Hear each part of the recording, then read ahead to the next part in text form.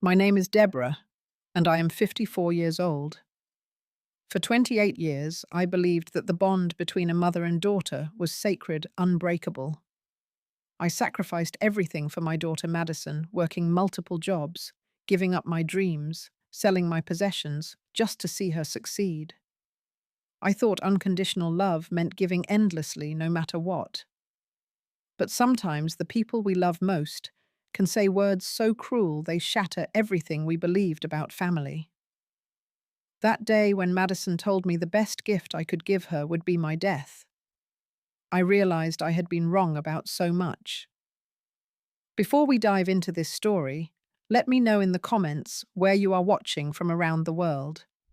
Please hit that like button and subscribe, because this journey will make you question everything you think you know about love sacrifice and what it truly means to be a parent. I still remember the day Madison was 3 years old, running into my arms after daycare with her tiny hands wrapped around my neck. "Mommy is my best friend," she whispered in my ear, and my heart melted completely. Those were the golden days when her love felt pure and endless, when I truly believed I was doing everything right as a single mother. After my divorce from her father, who disappeared from our lives without a trace, I knew I had to become everything for Madison.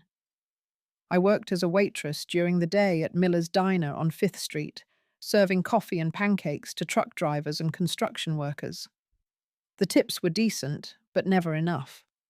So every night after tucking Madison into bed, I would change into my cleaning uniform and head to the office buildings downtown, mopping floors and emptying trash cans until 3 in the morning. Those were exhausting times, but I found strength in Madison's bright smile every morning. I remember skipping meals regularly, telling myself I wasn't hungry while Madison ate her cereal and toast. When she outgrew her clothes, I would spend hours at my sewing machine, altering hand-me-downs from neighbors or mending tears to make them last another season. Madison never complained. She would twirl in her patched-up dresses like she was wearing princess gowns. One morning, when Madison was 7, she presented me with a drawing she had made at school. It showed 2 stick figures holding hands under a rainbow with "I love you, Mummy, forever" written in her careful child handwriting. I hung that picture on our refrigerator and looked at it every day for strength during the hardest moments. That drawing became my reminder of why every sacrifice was worth it. When Madison turned 8, she discovered music during a school program. She came home talking excitedly about piano lessons, her eyes sparkling with the kind of passion I had rarely seen. That night, I calculated our budget over and over, trying to find money that simply did not exist. But seeing her excitement, I made a decision that changed our financial situation for months to come. I sold my grandmother's antique jewelry, the only valuable items I owned, and bought a used upright piano from a classified ad in the newspaper. The piano was old and slightly out of tune, but Madison treated it like treasure. She would practice for hours after school, her small fingers dancing across the yellowed keys. I would listen from the kitchen while preparing our simple dinners, amazed by her natural talent. During those moments sitting in our tiny apartment filled with music, I felt incredibly wealthy, despite our empty bank account. The sleepless nights came frequently during Madison's childhood. Every cough, fever, or nightmare meant I was awake, holding her close and reading stories until she fell back asleep. I remember reading "Good Night, Moon" hundreds of times, my voice growing hoarse, but never stopping until she was peaceful. Those intimate moments in the darkness, just the 2 of us against the world, felt like the most important job I could ever have.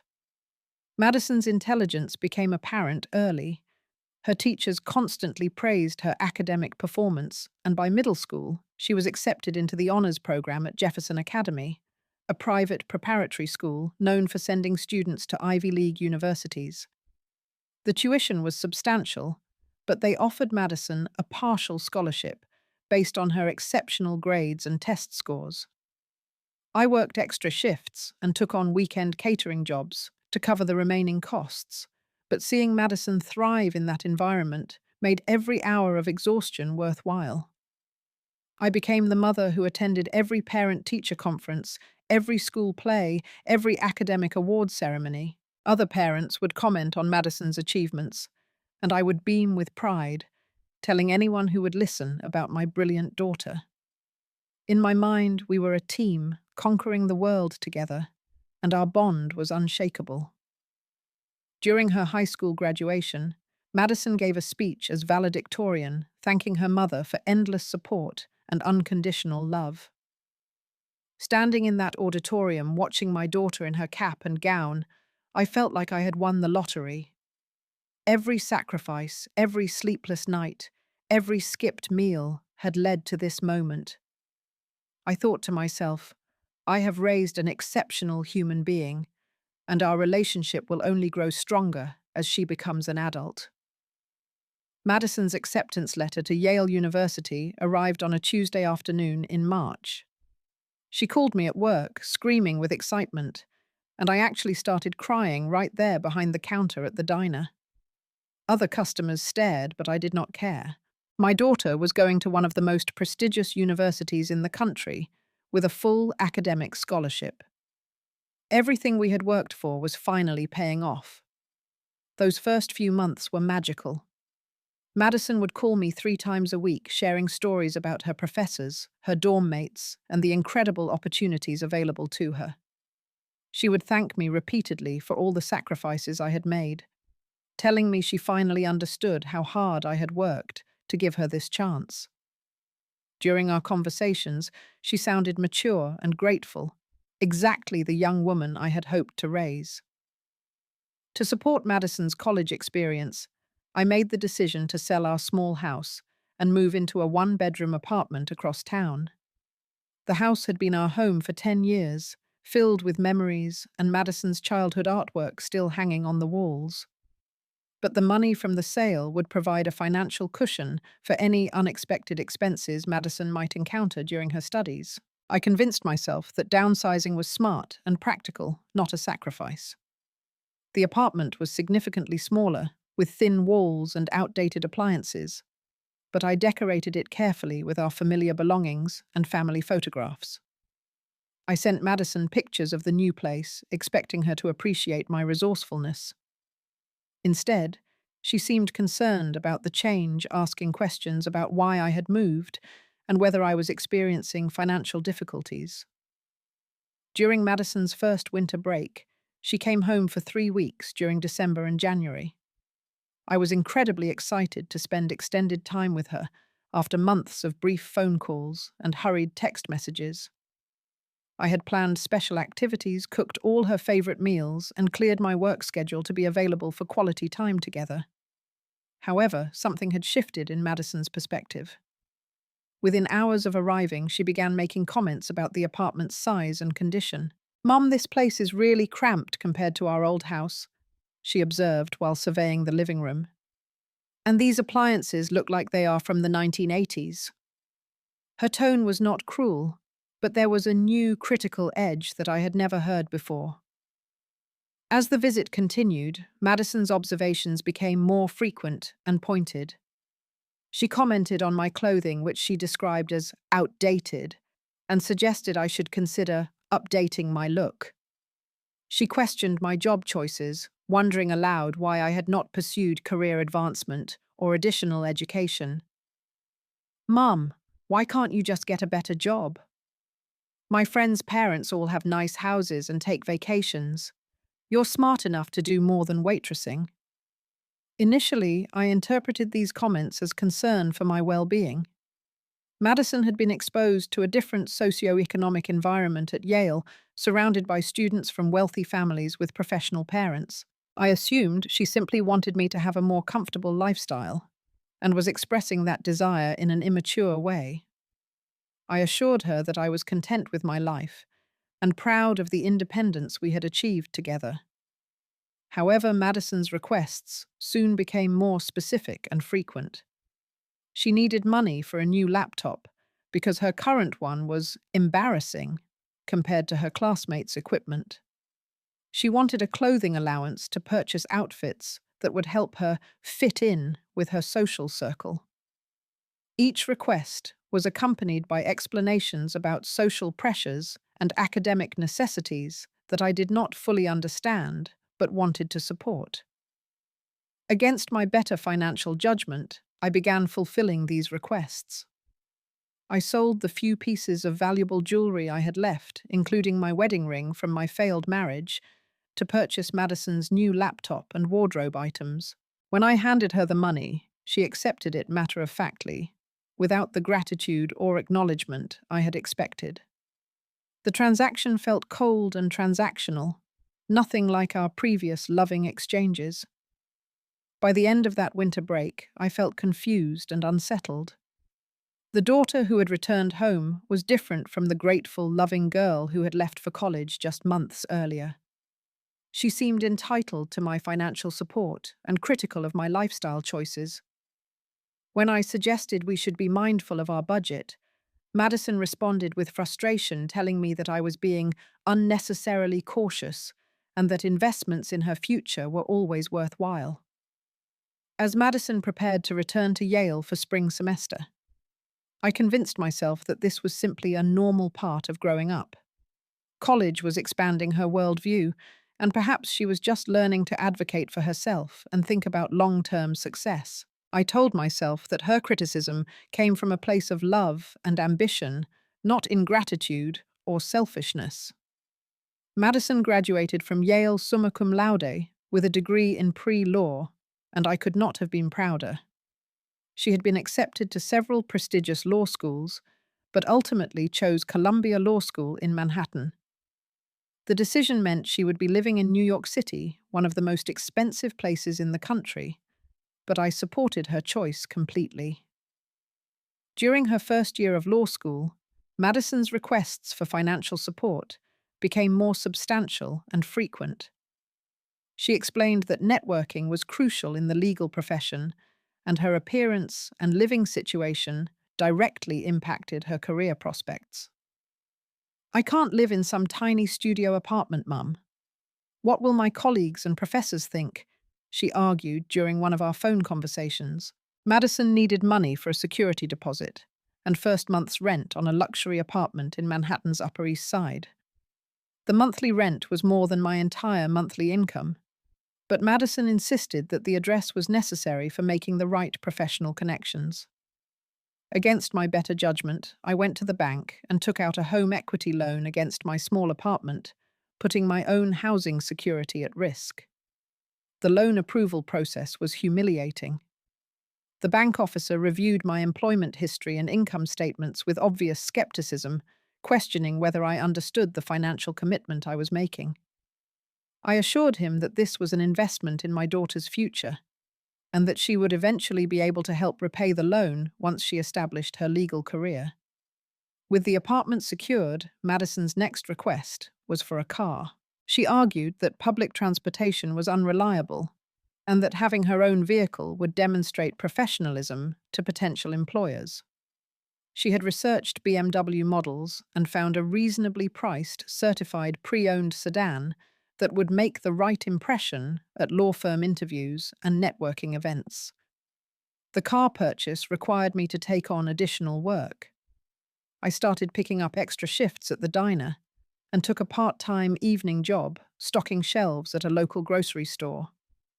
My days became exhausting marathons, waitressing from 6 a.m. to 3 p.m., then rushing to the grocery store for 4 hours of physical labor. I would arrive home near midnight exhausted and aching only to repeat the schedule the next day. My health began deteriorating under the stress and physical demands. I developed chronic back pain from lifting and carrying, and my sleep patterns became irregular and insufficient. I started experiencing anxiety about money, constantly calculating and recalculating our expenses and my debt obligations. During quiet moments at work, I would worry about what would happen if I became unable to work, or if Madison needed additional financial support that I simply could not provide. Madison's phone calls during this period were exclusively focused on her needs and requests. She rarely asked about my health, my work, or my personal life. Our conversations followed a predictable pattern. She would update me briefly on her academic progress, then transition to discussing her current financial needs or social pressures. When I tried to share details about my daily life or express concerns about our financial situation, she would quickly change the subject or end the call due to academic obligations. The most painful realization was that Madison seemed to view my support as an entitlement rather than a sacrifice. When I occasionally hesitated or asked questions about her requests, she would respond with impatience or frustration, as if my concerns were unreasonable obstacles to her success. She began comparing my support to what her classmates received from their families, making me feel inadequate, despite the enormous financial strain I was enduring. During her second year of law school, Madison met James, a fellow law student from a wealthy Connecticut family. His father was a partner at a prestigious Wall Street firm, and his mother served on the boards of several charitable organizations. James drove an expensive sports car, wore designer clothing, and treated Madison to dinners at restaurants where appetizers cost more than my daily wages. Madison's engagement to James was announced during a phone call that lasted less than 10 minutes. She was excited but rushed, explaining that they were planning a wedding for the following summer and that she would need my help with various expenses. The engagement ring James had purchased cost more than I earned in 6 months, but Madison seemed to consider this normal and expected. The wedding planning process was another financial nightmare. Madison had specific visions for her special day, influenced by the elaborate celebrations she had attended within James's social circle. She needed money for a designer dress, expensive flowers, premium catering, and a reception venue that would impress James's family and their professional network. I borrowed additional money, took on more work hours, and sold every remaining item of value I owned. The wedding preparations consumed my savings and pushed me deeper into debt. But I convinced myself that this was a once-in-a-lifetime event that deserved my complete support. I wanted Madison to have the wedding of her dreams and to start her marriage without financial stress. The wedding day itself was bittersweet. Madison looked absolutely beautiful, and the ceremony was elegant and sophisticated. However, when she introduced me to James's family and her law school friends, I noticed a subtle tone of embarrassment in her voice. "This is my mum. She's very hard-working," she would say, emphasizing my work ethic while carefully avoiding details about my actual occupation or background. During the reception, I sat at a table with distant relatives and family friends, while Madison mingled with influential attorneys, judges, and business executives. Watching her navigate those social circles with confidence and grace, I felt both proud of her success and increasingly aware that I no longer fit naturally into her new world. 6 months after the wedding, Madison called with news that she was pregnant. I was overjoyed at the prospect of becoming a grandmother and immediately began imagining all the ways I could support and spoil my future grandchild. However, Madison's announcement came with another substantial financial request that would prove to be the breaking point in our relationship. Madison and James had been living in their Manhattan apartment, but she argued that they needed a larger space to accommodate a growing family. She had found a townhouse in a prestigious neighborhood that would provide adequate space for children and maintain their social status within the legal community. The down payment required was substantial, and Madison expected me to contribute significantly to help them secure the property. By this point, my financial situation had become desperate. The multiple loans, credit card debt, and reduced income from health-related work limitations had created an unsustainable burden. I was struggling to make minimum payments on existing obligations and had no available credit or assets to access additional funds. For the first time in Madison's life, I had to tell her that I simply could not provide the money she was requesting. Madison's reaction to my refusal was unlike anything I had experienced in our relationship. She became angry and accusatory, claiming that I was being selfish and unsupportive during one of the most important times in her life. "You're so selfish, I need your help," she shouted during a FaceTime call, her face red with frustration and anger. I tried to explain my financial situation as gently as possible, showing her documents and statements that demonstrated my debt levels and limited income. I expressed my desire to help while explaining the reality of my circumstances. I suggested alternative solutions, such as temporary financial assistance or help with specific baby-related expenses that would be more manageable for my budget. Madison dismissed my explanations as excuses and complained that I was creating unnecessary obstacles to her happiness. "You're pathetic. Why did I have to get stuck with such a useless mother?" she screamed, her words cutting through my heart like knives. James was visible in the background of the video call, occasionally trying to calm Madison, but generally supporting her position. The argument escalated as Madison listed all the ways she felt I had disappointed her throughout her adult life. She criticized my lifestyle choices, my career decisions, and my inability to provide the level of support she had observed in her friends' families. She expressed resentment about having to ask for money repeatedly and suggested that a good mother would have planned better financially to support her daughter's success. I found myself crying and pleading with Madison to understand my limitations and appreciate the sacrifices I had already made. I reminded her of all the times I had worked extra jobs, sold personal belongings, and gone into debt to support her dreams. I begged her to show compassion for my situation and to remember that I had always done my best with the resources available to me. James interrupted the conversation at one point, suggesting that perhaps I just needed motivation to find creative solutions to Madison's financial needs. His casual dismissal of my struggles and his assumption that I was simply not trying hard enough added another layer of humiliation to an already devastating conversation.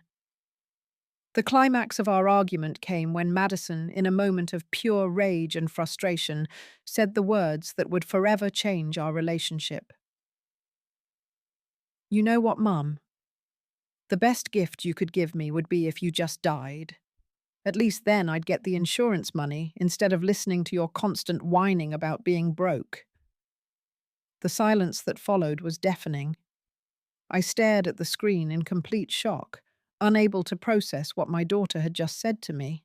The words hung in the air like poison, and I could see that even James looked uncomfortable with Madison's statement. But Madison did not apologize or take back her words.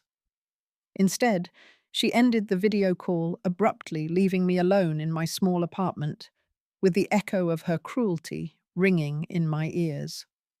For several hours after the call ended, I sat motionless on my couch, replaying Madison's words over and over in my mind. I had endured years of increasing demands, criticism, and entitlement, but this moment felt like a complete betrayal of everything I had believed about our relationship. The daughter I had raised with unconditional love had just told me that my death would be more valuable to her than my life. In the days that followed, Madison did not call to apologize or explain her statement. She sent a few brief text messages about practical matters, but never acknowledged the devastating impact of her words. Her silence confirmed what I had begun to suspect. Madison had lost all respect and appreciation for me as her mother, and our relationship had become purely transactional. I spent sleepless nights wrestling with the realization that I had somehow failed as a parent, despite decades of sacrifice and devotion. I had given Madison everything I could, often at great personal cost, but I had not taught her gratitude, empathy, or respect. In my effort to ensure her success, I had created a person who viewed me as an obstacle rather than a loving supporter. The moment I truly understood that I had lost my daughter emotionally was both heartbreaking and liberating. I realized that continuing to enable her entitlement and selfishness would not restore our relationship or teach her important life lessons. For the first time in Madison's adult life, I began considering what it would mean to stop giving unconditionally and start requiring mutual respect in our interactions. For 3 days after Madison's devastating words, I barely left my apartment. I could not eat, could not sleep, and found myself alternating between crushing sadness and growing anger. I kept replaying our entire relationship, searching for clues about when and how everything had gone so wrong. I looked through old photo albums, seeing pictures of little Madison smiling and laughing, and wondered where that loving child had disappeared. On the fourth day, something inside me shifted. I was looking at a framed picture from Madison's 8th birthday, the day I had surprised her with the used piano. In the photo, she was hugging me tightly, her face radiant with joy and gratitude. That little girl would never have told her mother that death would be a better gift than life. Somewhere along the way, I had lost that child and accidentally raised a stranger. The realization hit me like a physical blow. If Madison truly believed that my death would be more valuable than my life, then perhaps it was time to give her what she claimed to want. Not literally, of course, but practically. If she wanted to live in a world without me, then I could arrange for exactly that experience. I spent the next several hours developing what I privately called Operation Independence. Madison had made it clear that she viewed me as a burden and an obstacle to her happiness. Rather than continuing to enable her entitlement and cruel behavior, I would remove myself from her life completely and allow her to experience true independence for the first time in her adult life. My first step was to call the bank and remove Madison's access to our joint checking account. Over the years, I had maintained this account to make it easier to send her money for various expenses and emergencies. Madison had been using the account occasionally to cover costs when her own funds were insufficient, treating it as an extension of her personal finances. The bank representative processed my request immediately, and I felt a strange sense of relief as that financial connection was severed. Next, I contacted the credit card company and cancelled the supplementary card that Madison had been using for several years. This card was linked to my account and credit, but Madison had been using it regularly for everything from groceries to entertainment expenses. She treated it as her own card, never asking permission or acknowledging that the debt was ultimately my responsibility.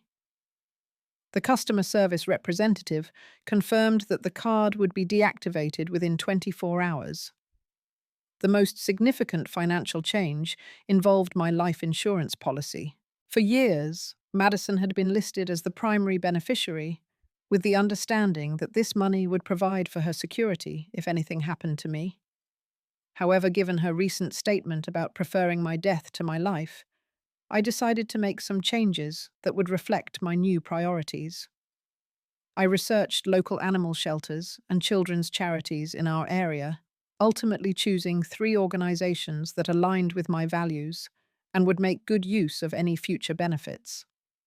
The life insurance company processed my beneficiary changes within a week, and I received documentation confirming that Madison would no longer receive any financial benefit from my death. As part of this process, I also withdrew the funds from a small trust account I had been building for Madison over many years.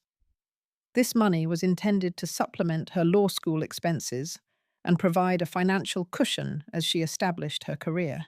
Instead, I used the funds to pay down my existing debts and reduce some of the financial pressure that had been overwhelming me for months. Finding a lawyer to update my will was more challenging than I had expected, but eventually I located an attorney who specialized in estate planning and family law. During our consultation, I explained my situation carefully, emphasizing that I wanted to ensure my assets would be used for charitable purposes rather than supporting someone who had demonstrated such profound disrespect and ingratitude. The lawyer was professional and non-judgmental, helping me create a comprehensive will that reflected my new priorities.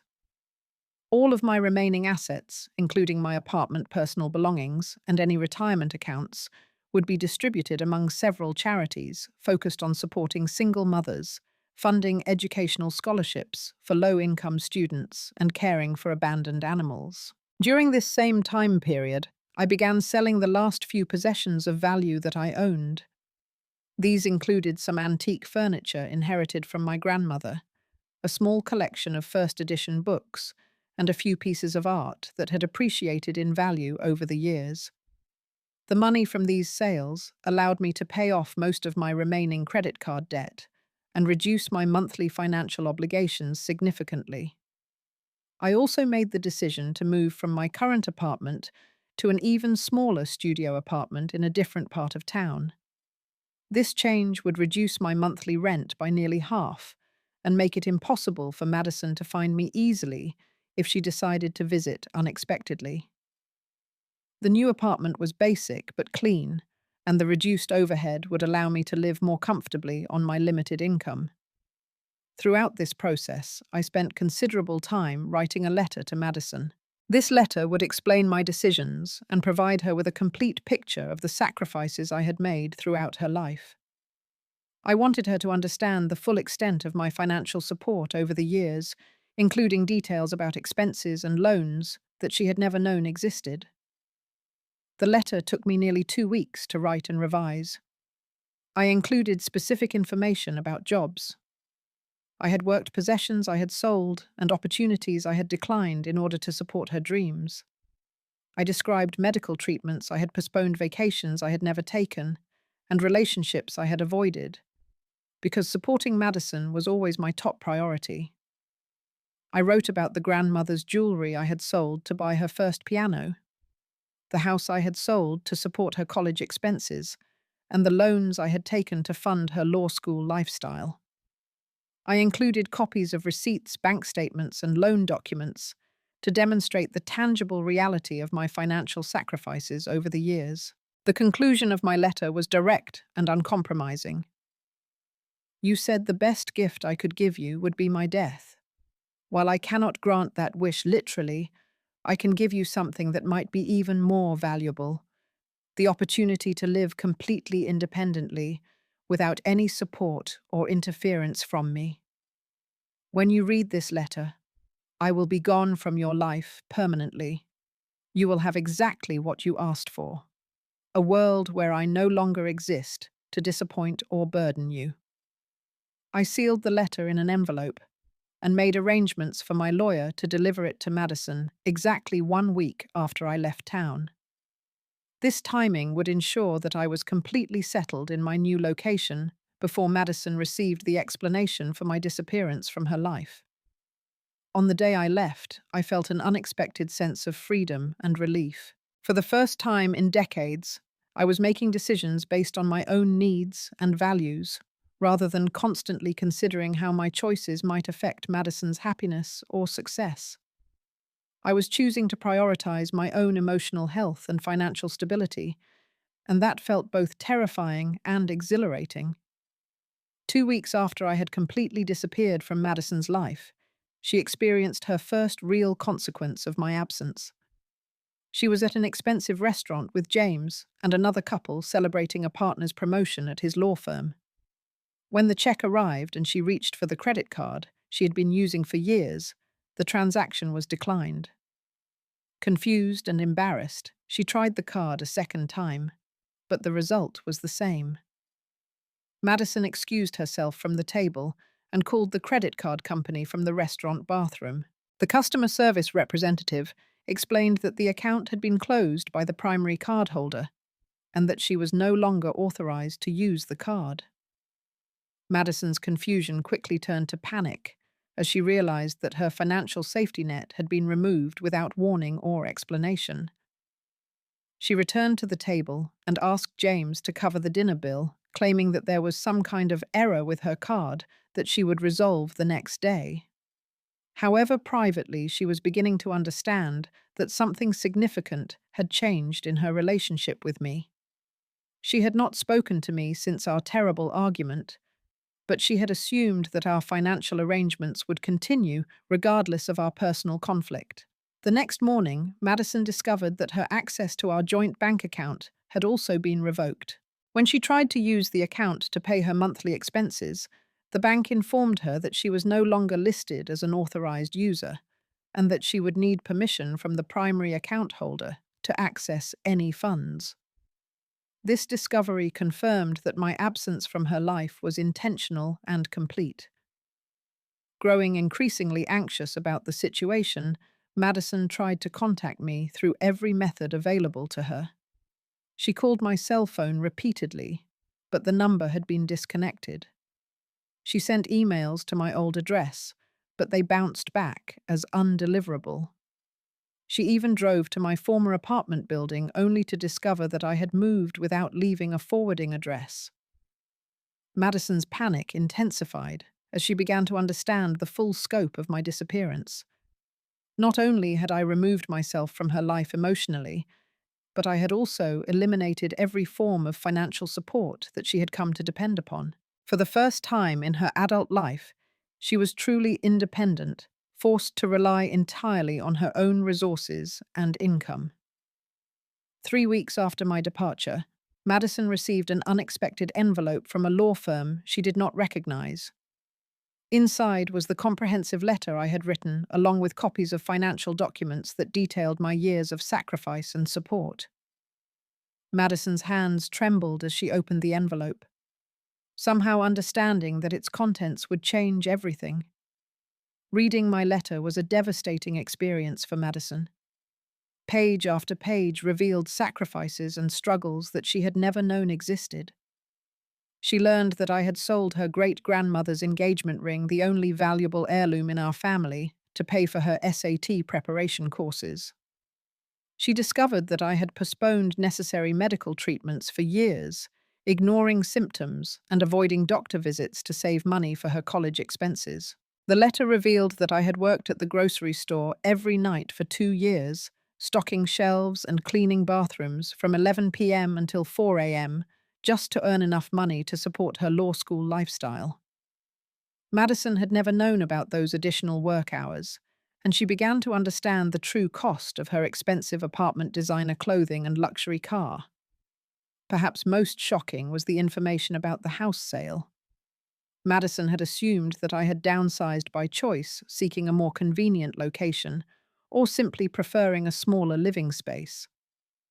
The letter revealed that I had sold our family home specifically to create a financial cushion for her college and law school expenses, sacrificing my own security and comfort for her benefit. The letter also included details about loans I had taken using my apartment as collateral credit cards. I had maxed out to cover her expenses, and retirement savings I had liquidated to support her lifestyle. Madison realized that I had been living in poverty while ensuring that she could live comfortably and pursue her dreams without financial stress. The final section of my letter was the most difficult for Madison to process. I had written about the emotional cost of her increasing demands and criticisms, describing how her entitlement and ingratitude had slowly destroyed my sense of self-worth and purpose. I explained that her cruel words about preferring my death had been the final confirmation that I had failed as a mother, not because I had not loved enough, but because I had not taught her to love others in return. Madison broke down completely while reading the letter.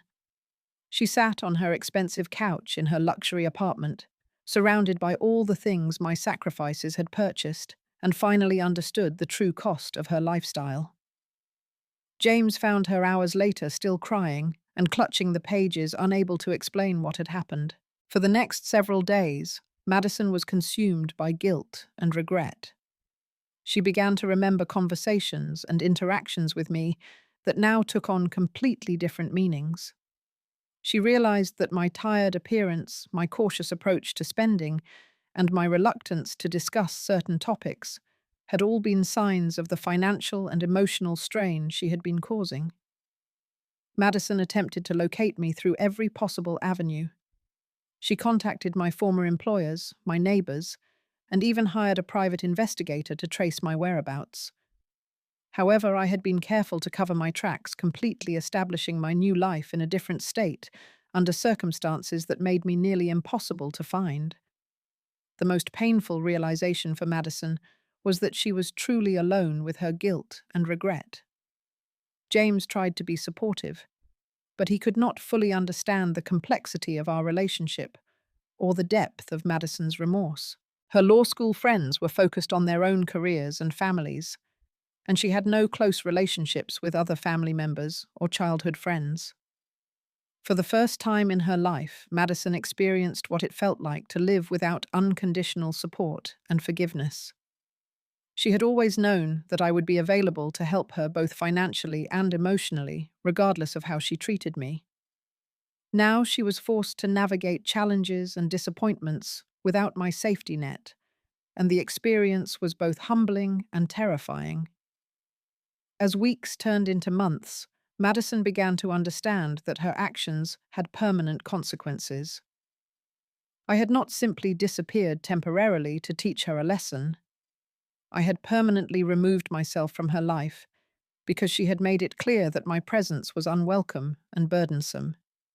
She had gotten exactly what she had asked for, and the reality was far more devastating than she had ever imagined.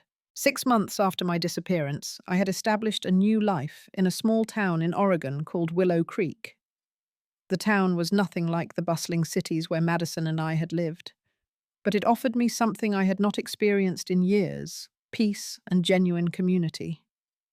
I found work at the Willow Creek Public Library, helping patrons with research, organizing community events, and maintaining the children's reading programs. The library job was perfect for this new phase of my life. The work was meaningful, but not physically demanding, and my colleagues were kind, thoughtful people who appreciated my experience and work ethic. For the first time in decades, I was working in an environment where I felt valued and respected, rather than simply tolerated out of necessity.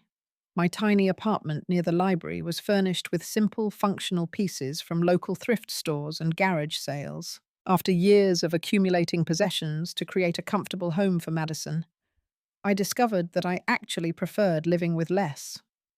My new space was clean, organized, and entirely my own, filled only with items that I had chosen for my own comfort and happiness. One of my greatest sources of joy was Charlie, a senior golden retriever mix I adopted from the county animal shelter. Charlie had been surrendered by his previous owners when they moved to a retirement community that did not allow pets. He was 8 years old, gentle and calm, with graying fur around his muzzle and eyes that seemed to understand sadness. Caring for Charlie reminded me that love could be simple and unconditional without being painful or draining. Through the library, I connected with a support group for women who had experienced estrangement from their adult children. The group met weekly at a local community center, and I was amazed to discover how many other mothers had struggled with similar situations. Our stories were all different, but the pain of losing a child to entitlement addiction, or simply growing apart, was remarkably universal. In the support group, I met women who had been through financial abuse from their children, emotional manipulation, and complete rejection after years of devoted parenting. Hearing their experiences helped me understand that my situation with Madison was not unique or entirely my fault. Many loving, devoted mothers had struggled with the challenge of teaching adult children to be grateful and responsible. Sarah, a retired teacher whose son had stolen her retirement savings for a failed business venture, became my closest friend in the group. Maria, whose daughter had cut off all contact after refusing to provide free childcare, understood the pain of sudden abandonment. Through these relationships, I began to heal from the trauma of Madison's cruelty and to rebuild my sense of self-worth. I also started writing about my experiences initially, just for myself, as a way to process my emotions and organize my thoughts. Eventually, I began sharing my writing on a blog called Rebuilding After Heartbreak, which focused on helping other parents navigate difficult relationships with adult children. The blog attracted readers from around the country who found comfort and validation in my honest descriptions of parental disappointment and recovery. The writing process was therapeutic in ways I had not expected. Articulating my experiences helped me understand the patterns and mistakes that had contributed to my difficult relationship with Madison. I began to see how my unconditional giving had actually enabled her selfish behavior, rather than teaching her to appreciate and reciprocate love appropriately. Through months of reflection and healing, I came to understand that true love requires boundaries and expectations. My mistake had not been loving Madison too much, but rather loving her in a way that did not require her to develop empathy, gratitude, or personal responsibility. I had tried so hard to protect her from disappointment and struggle that I had prevented her from developing essential character traits. I also began to forgive myself for the choices I had made as Madison's mother. I had done my best with the knowledge and resources available to me at the time, and my intentions had always been loving and positive. The fact that my approach had ultimately failed did not mean that I was a terrible person or that all my efforts had been meaningless. As my first year in Willow Creek came to an end, I received an unexpected email in my blog's contact form. The message was from Madison, who had apparently found my writing after months of searching for any trace of my online presence. The email was long and emotional, filled with apologies and pleas for forgiveness and reconciliation. Madison wrote about the devastating impact of reading my letter and learning about the sacrifices I had made throughout her life.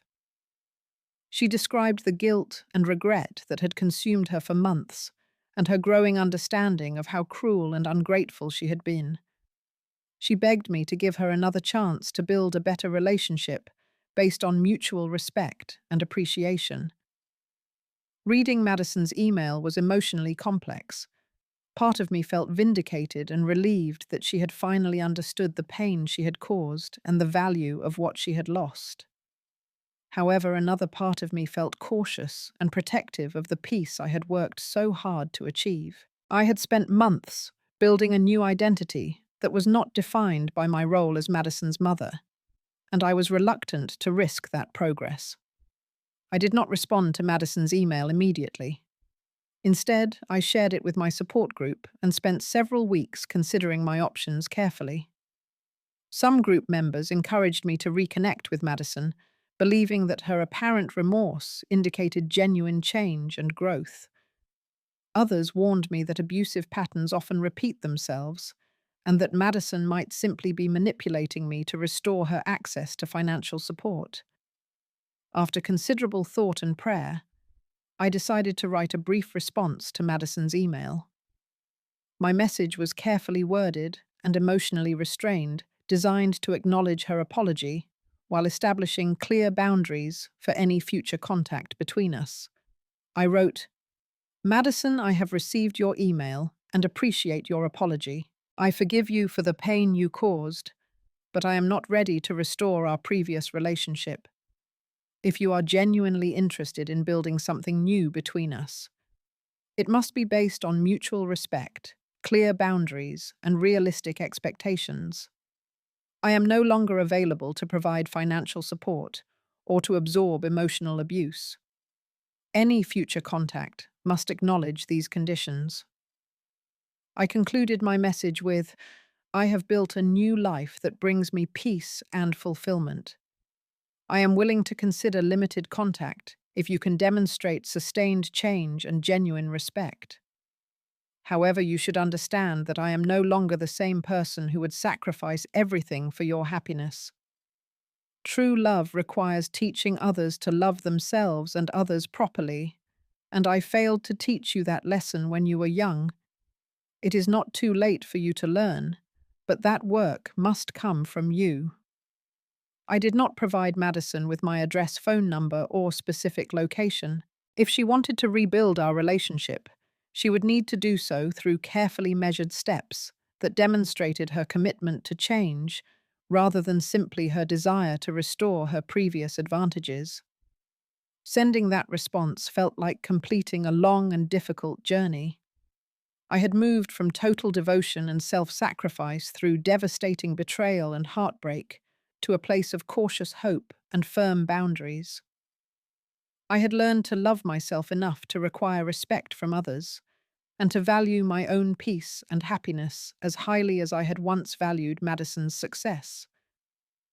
Whether Madison would be willing and able to meet my new conditions remained to be seen, but I was finally confident that I could handle whatever happened next. I had discovered that I could be happy and fulfilled without constantly giving everything to others, and that realization was perhaps the most valuable gift I had ever received. Sometimes losing someone is the only way to find yourself, and sometimes the greatest love you can show someone is teaching them to value what they have before they lose it forever. True love requires teaching others to love themselves and others properly, and it is never too late to learn that lesson, whether you are the teacher or the student. What do you think about the boundaries we set in relationships with family members? Have you ever had to make the difficult choice between enabling someone's behavior and protecting your own well-being? Share your thoughts and experiences in the comments below, and let me know if this story resonated with your own family dynamics.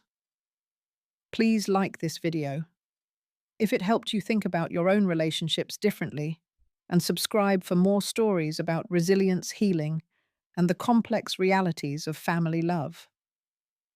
Share this with someone who might need to hear about the importance of self-respect in relationships, and remember that it is never too late to choose your own happiness. Thank you for listening to my journey, and I hope it brings you some peace and perspective in your own life. May you find the courage to love yourself enough to require respect from others.